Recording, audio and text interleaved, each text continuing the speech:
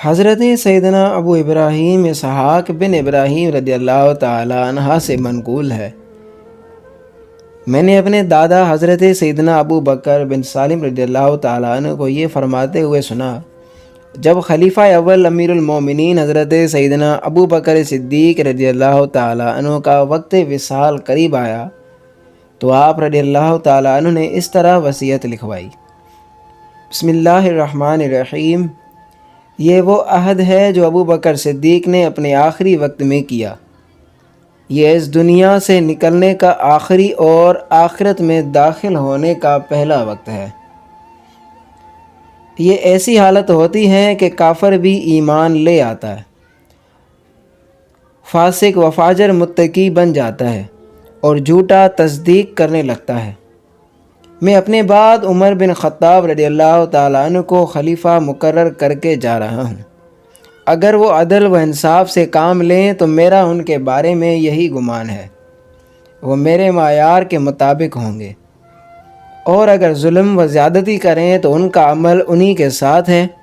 میں نے تو خیر ہی کا ارادہ کیا ہے، اور اللہ علام الغیوب یعنی غیبوں کا جاننے والا ہے، مجھے غیب کا علم نہیں۔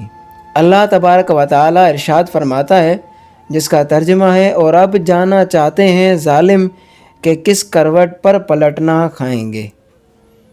پھر آپ رضی اللہ تعالیٰ عنہ نے حضرت سیدنا عمر بن خطاب رضی اللہ تعالیٰ عنہ کو بلا کر ارشاد فرمایا: اے عمر رضی اللہ تعالیٰ عنہ، بے شک اللہ تبارک و تعالیٰ کے کچھ حقوق ایسے ہیں جو رات میں ادا کیے جاتے ہیں، دن میں کرنے سے وہ انہیں قبول نہیں فرماتا۔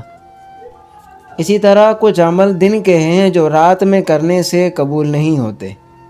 اے عمر رضی اللہ تعالیٰ عنہ، بھاری پلڑے والے وہی لوگ ہیں جن کا پلڑا بروز قیامت بھاری ہوگا۔ اس روز جن کا پلڑا ہلکا رہا وہی لوگ ہلکے اعمال و میزان والے ہیں، اور ایسے لوگوں کی اتباع بالکل باطل ہے جن کے اعمال کا وزن کم ہے، اور ہلکا پلڑا وہی ہوگا جس میں باطل اشیاء ہوں گی۔ اے عمر رضی اللہ تعالیٰ عنہ، سب سے پہلے میں تجھے تیرے بارے میں اور پھر لوگوں کے متعلق ڈراتا ہوں۔ بے شک وہ نظریں جما کر دیکھ رہے ہیں، ان کے سینے پھول چکے ہیں اور وہ پھسلنے والے ہیں۔ تم ان لوگوں میں شامل ہونے سے بچنا، جب تک تم اللہ تبارک و تعالیٰ سے ڈرتے رہو گے لوگ تم سے ڈرتے رہیں گے۔ اے عمر رضی اللہ تعالیٰ عنہ، اللہ تبارک و تعالیٰ نے جہنمیوں کا ذکر فرمایا تو ان کے برے اعمال کے ساتھ فرمایا، اور ان کے اچھے عمل رد کر دیے گئے۔ میں نے جب بھی ان لوگوں کو یاد کیا تو ڈرا کہ کہیں میں بھی ان میں سے نہ ہو جاؤں، اور جب اللہ تبارک و تعالیٰ نے اہل جنت کا ذکر فرمایا تو ان کے اچھے اعمال کے ساتھ فرمایا اور ان کی برائیوں سے درگزر فرمایا۔ میں نے جب بھی ان لوگوں کو یاد کیا تو خوف زدہ ہوا کہ کہیں ان میں شامل ہونے سے رہ نہ جاؤں۔ اللہ تبارک و تعالیٰ نے جہاں آیت رحمت بیان فرمائی ہے وہاں آیت عدل بھی بیان فرمائی ہے، تاکہ مومن امید و خوف کے درمیان رہیں۔ اے عمر رضی اللہ تعالیٰ عنہ، یہ میری تمہیں وصیت ہے، اگر اسے یاد رکھو گے تو موت سے زیادہ تمہیں کوئی چیز محبوب نہ ہوگی، اور وہ عنقریب آنے ہی والی ہے۔